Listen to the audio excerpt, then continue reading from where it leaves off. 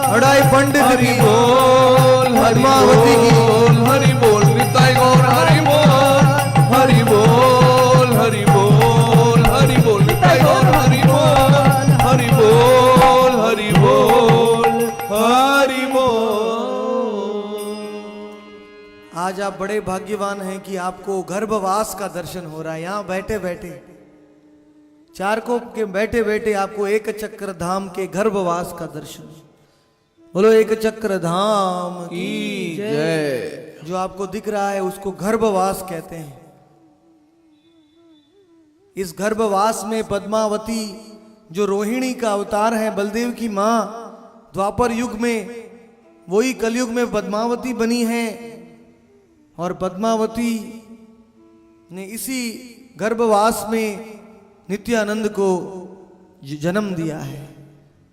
ये पूरे एक चक्र धाम का मध्य में है ये गर्भवास।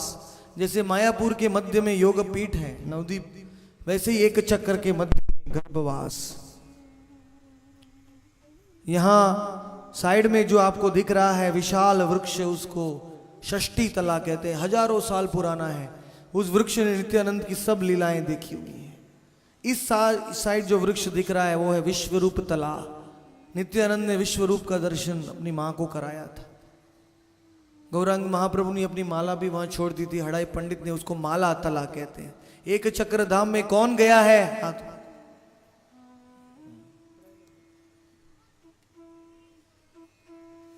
मेरी आप सबसे हाथ जोड़ के विनंती है कि महापतित पावन धाम है एक चक्र। कोई बिल्कुल भेदभाव नहीं अपराध की गांव, मतलब वहां नित्यानंद ने प्रेम का समुद्र खोल दिया। अभी भी एक चक्र का पत्ता पत्ता डाल डाल रो रहा है, नीताई नीताई नीताई करके रो रहा है, क्योंकि नित्यानंद प्रभु 12 साल की आयु में एक चक्र को छोड़ दिया। सन्यासी आया था, जैसे विश्वामित्र राम लक्ष्मण को ले गए, वैसे सन्यासी आके एक चक्र से नित्यानंद को ले गए। उसके बाद एक चक्र के सब बड़े बड़े लोग अपने अपने बालकों को किताब में देखा, अपने ग्रंथों में बोला, अरे बलदेव जी हमारे गांव में जन्म लेने वाले थे, हम जानते नहीं है, निताई बलराम थे, ढूंढो ढूंढो कहां गए निताई। लेकिन निताई अदृश्य हो गए।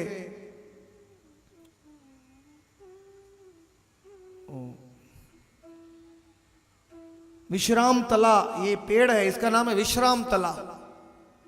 इस पेड़ के नीचे नित्यानंद ने आखिरी दर्शन दिए थे अपनी मां पद्मावती को, जब वो एक चक्र से जा रहे थे। तब माता दौड़ती हुई आई, बोले निताई तुम्हारे वियोग में मैं कैसे जी पाऊंगी। नित्यानंद ने इस पेड़ के नीचे बैठकर अपने शरीर में से मुरलीधर भगवान की मूर्ति प्रकट किया था। हरि बोल। बोलो मुरलीधर भगवान की जय। और मुरलीधर अपनी माँ को दे दिया, बोला माँ तुम जब भी मुरलीधर के मुख में देखोगी तो तुम्हें मेरा मुख दिखेगा, मैं तुमसे बात करूंगा, मैं तुम्हारा भोग खाऊंगा। माँ ने बोला निताई मेरा मजाक मत उड़ाओ, क्या ये मूर्ति तुम्हारा स्थान ले सकती है क्या? नहीं ले सकती।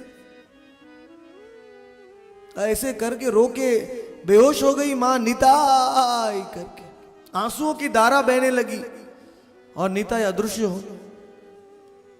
अपने भक्तों को, अपने परम माता पिता को भी वियोग का ऐसा अनुभव कराते हैं भगवान। जैसे दशरथ ने प्राण त्यागे थे, वैसे पद्मावती और हड़ाई पंडित 3 महीने तक उन्होंने कुछ नहीं खाया, केवल सांस लिया, पानी भी नहीं पिया। उनके मुंह में से एक ही शब्द निकल रहा था, नीताई नीताई नीताई नीताई नीताई नीताई नीताई नीताई नीताई।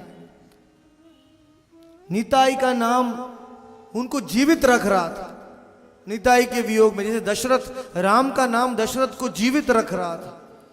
मेरा दिल तुझ पे कुर्बा मुरलिया वाले रे, मेरा दिल तुझ पे कुर्बा मुरलिया वाले रे, मुरलिया वाले रे, मुरलिया वाले रे।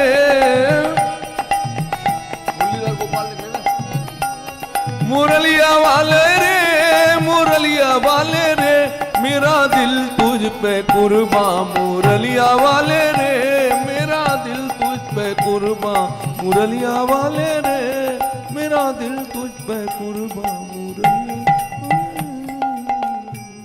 ये महायोग पीठ का आप जो दर्शन कर रहे हैं,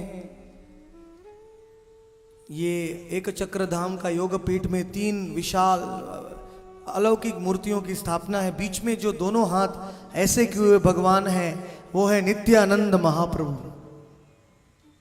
वहां उनको महाप्रभु कहा जाता है क्योंकि जो भी एक चक्र में आता है नित्यानंद प्रभु अपना सब कुछ उसको दे देते हैं, इसलिए उनके दोनों हाथ ऐसे हैं। देखिए उनका एक साइड में है जिन आशीर्वाद दे रहे हैं वो है गौरांग महाप्रभु। वो कहते हैं तुम एक चक्र में आए हो मेरे निताई के स्थान में, मतलब इधर आए हो, दूसरा हाथ से एक चक्र को दिखा रहे हैं, इधर आए हो, मेरी पूर्ण कृपा तुम्हारे ऊपर। हरि बोल हरि बोल। और अद्वैत आचार्य दूसरे साइड में खड़े हैं, बोलते हैं तुम यहां आए हो तो यहां ही रह जाओ। हरि ये तीनों विग्रह की स्थापना जानवा माता ने किया था, राघव पंडित को बुलाया था और एक चक्र धाम के योग पीठ में स्थापना कराया। और ये जो विग्रह देख रहे हैं ये बहुत ही दुर्लभ विग्रह है। एक चक्र में इनका नाम है नथुआ गौरांग। ये एक हाथ तो भगवान का ऐसा है, नाचने के भाव नथुआ गौरांग। ये पूरे भारत में खाली 3 नरहरि सरकार ठाकुर जो राधा कृष्ण की लीलाओं में मधुमती सखी थे, वो ये नथुआ गौरांग की उपासना करते। जब गौरांग महाप्रभु नृत्य करते हैं उनके भाव में उनकी उपासना करते थे। पीछे राधा गोपी कांत हैं और राधा श्रीकांत हैं, तो आप दर्शन कर रहे हैं। और यही घर है भगवान के पिताजी का। बलदेव के पिता कौन थे? नहीं, बलदेव के पूछ रहा हूं। बलदेव के पिता कौन थे? वसुदेव महाराज। वसुदेव। तो वसुदेव कलयुग में हड़ाई पंडित बन गए। बोलो हड़ाई ओझा की जय। ये उनका भवन है, इनका नीचे आंगन है। इस आंगन में ब्रह्मा नारद शिव सब दंडवत करते हैं क्योंकि निताई ने इस आंगन में 12 वत्सर तक लीला किया है। और इसके निकट में ही निताई कुंड है। बोलो निताई कुंड की जय। इस कुंड में निताई स्नान करते थे, अपने बालकों के साथ जल क्रीड़ा करते थे। और पद्मावती निताई के वस्त्रों को धोती थी। ये वृक्ष कोबरा की तरह अनंत शेष, किसको कहते हैं? बकुल तला। निताई इसके ऊपर चढ़ जाते थे तो एक वृक्ष की 2 शाखाएं हो गई भगवान के चरण से। और ये वृक्ष के नीचे निताई का जो नाड़ी है, जब निताई माँ के गर्भ से आए तो निताई की जो नाड़ी है वो इस वृक्ष के नीचे समाधि दिया गया है। इसको कहते हैं नाड़ी पोता। बोलो बकुल तला धाम की जय। नित्यानंद प्रभु का बैठक है। जब सखाओं के साथ गाय चराते थे तब इस वृक्ष के नीचे बैठते थे। ये वृक्ष पूरा अनंत शेष की तरह नित्यानंद को छाया देता था। यह है कदम्ब जानू कुंड। उनके माता पिता को हरिद्वार जाना था गंगा में स्नान करने के लिए, तो नित्यानंद ने सब 64 करोड़ तीर्थ एक चक्र में ही बुला दिए। बोले माता पिता को इसमें ही स्नान करो। बोलो जानू कुंड की जय। ऐसे घुटनों के बल खड़े रह के इसमें से जल पीते थे भगवान। और चिड़ा दही उत्सव। नित्यानंद प्रभु को भोजन में सबसे ज्यादा क्या प्रिय है? चीड़ा और दूध, और चीड़ा और दही। इसके 2 व्यंजन बनते हैं। चीड़ा मतलब क्या बोलते हैं? पोहा। पोहा को दूध में मिलाइए, उसमें केला डालिए और आम डालिए, इलायची डालिए, शक्कर गुड़ डालिए और केला और पोहा और दूध का चीड़ा दूध बनता है, बहुत सुंदर बनता है। और दूसरा बोलता है केला पोहा और दही में शक्कर डालिए, आम डालिए, केला डालिए, चिड़ा दही और चिड़ा दूध। यही नित्यानंद बलदेव को बहुत पसंद है। हर साल में पानीहाटी में उत्सव होता है, हम भी मनाते हैं। यह है पद्मावती देवी का कुंड। भगवान की माता यहाँ स्नान करने जाती हैं प्रतिदिन। इसके पीछे राधा कुंड, श्याम कुंड भी हैं एक चक्र में। और यही शिला भगवान के नाड़ी पोता से प्रकट हुई थी। ये है जानू कुंड है, इसके बीच में जो मंदिर है भगवान के छोटे भाई बांके राय उसमें समा गए थे, उनकी समाधि है कुंड के बीच में। भगवान ने एक चक्र में भी जन्म लिया था। और ये है जगन्नाथ बलदेव सुभद्रा। भगवान के माता पिता पूरी जाना चाहते थे तो नित्यानंद प्रभु ने अपने शरीर से ही जगन्नाथ को प्रकट कर दिया। बोले माता पिता को मैं जगन्नाथ को यहां ही बुलाता हूं। तो नित्यानंद के शरीर से जो जगन्नाथ प्रकट हुए हैं उनका आप दर्शन यहां ही बैठ के कर सकते हैं। ये है षडभुज, इसके बारे में यहाँ कथा हम कल सुनेंगे। कानाई बलाई कदम्ब खंडी का घाट है, एक चक्र में जमुना जी है, गुप्त वृंदावन है। एक चक्र क्योंकि बलदेव जी का वहां जन्म हुआ नित्यानंद के रूप में। एक कदम खंडी के घाट पे नित्यानंद को बांके राय की मूर्ति मिली है और उसी बांके राय की मूर्ति को लेके नित्यानंद प्रभु ने उनको मंदिर में स्थापित किया। लेकिन नित्यानंद प्रभु ने बांके राय को वृक्ष के अंदर घुसा दिया। बोले तुम यहां रहो, मैं वृंदावन जाके आता हूं, बाद में मैं तुम्हारा मंदिर बनाऊंगा।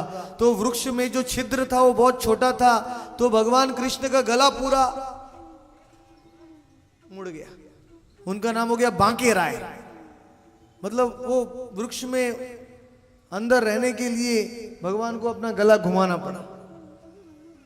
देखिए बांके राय का गला कितना घूम गया है, लगभग 90 डिग्री घूम गया है। फिर वापस आने के बाद भी निताई बांके राय को भूल गए। तो बांके राय स्वप्न में आए, बोले नित्यानंद मैं तुम्हारा भाई हूं, मुझे वृक्ष में छोड़ के गए, मेरा गला दुख रहा है, मुझे निकालो, मुझे स्थापना करो। तो नित्यानंद प्रभु ने बांके राय का स्थापना किया। और ये हड़ाई पंडित की शिवलिंग है, एक चक्र धामेश्वर, इसकी पूजा करके ही उनको भगवान पुत्र के रूप में प्राप्त हुए। गोष्ठी तला है, ये पांडवों का स्थान है। पंच पांडव भी एक चक्र में आए थे, आपको याद है। बकासुर, वृकासुर, उसके कई नाम है। वो आके रोज गांव में से मनुष्य को खा लेता था, तो वो गांव में से एक एक व्यक्ति को भेजा जाता था रोज। तो भीम बैलगाड़ी में बैठ के गया और सब लड्डू खा गया, हलवा खा गया, पूरी खा गया और बकासुर का वध किया।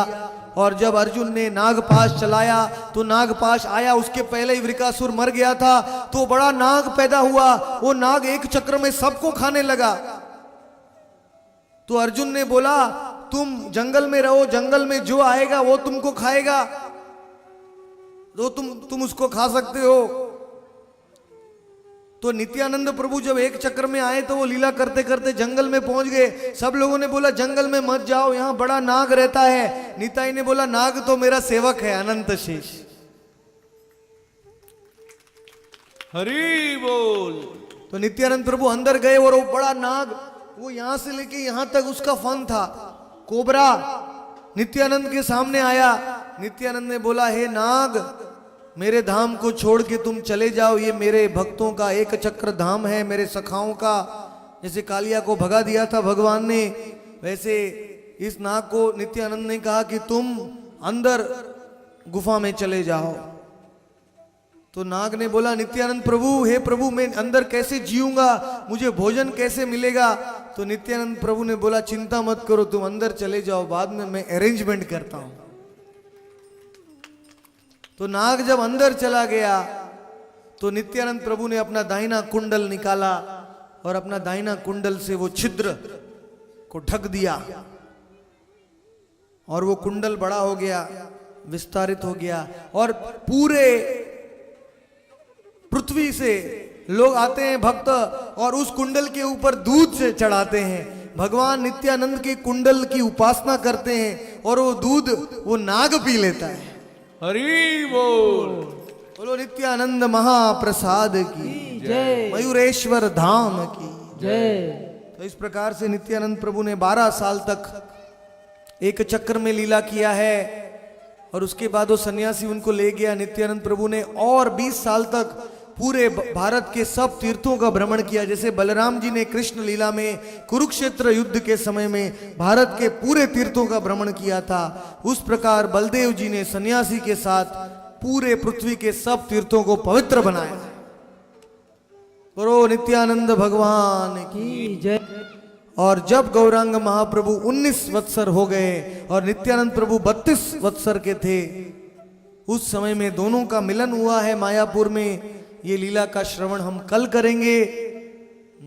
बोलो चैतन्य चरितामृत की जय। श्री गौर लीला की जय। नित्यानंद लीला की जय। गौर भक्त वृंद की जय। श्री कृष्णदास कविराज गोस्वामी की जय। गुरु परंपरा की जय। ग्रंथ भगवान की जय।